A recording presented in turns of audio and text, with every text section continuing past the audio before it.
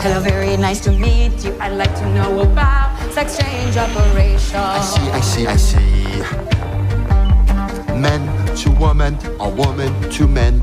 Man to woman. From penis to vagina. So that was probably the most blatantly cringe moment in Emilia Perez, but make no mistake, like this movie's problems run deep. So you probably already know that this is one of the most talked about movies of award season. Talked about, maybe even fought over. It's about a cartel boss who fakes her death and gets gender affirming surgery and becomes Emilia Perez. She's played by Karla Sofia Gascon, who's amazing. So is Zoe Saldana. I mean, never mind that clip. Zoe Saldana's playing a lawyer who helps Emilia Perez with, acquire her gender affirming surgery. And Zoe Saldana is actually great in this movie. These two stars have like a warmth together that is like actually a bomb throughout this movie's nonsense. Selena Gomez, on the other hand, playing the cartel boss's wife, she seems a bit overwhelmed here. Look, this is a movie I couldn't really get into because it was more giddy, more invested in the spectacle of its premise and of its genre than it was in its characters, right? It had no real interest in the humanity of its characters. And investment and empathy for these characters is especially crucial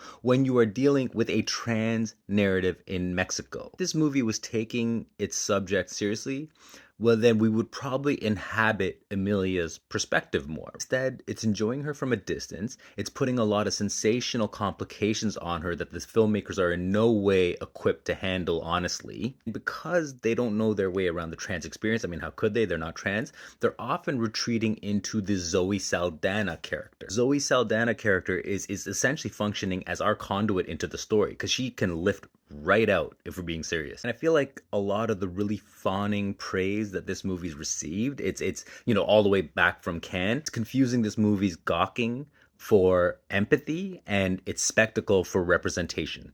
And that's why this movie just kind of left me bored and totally unengaged. Like, never mind whether it's offensive or not, which I'm sure it is, but it's boring. Watch Emilia Perez if you must, grapple with it, and then maybe read some trans authors' reviews of the movie, like Juan Barquin's review in Little White Lies or Sarah Ty Black's review in the Globe and Mail.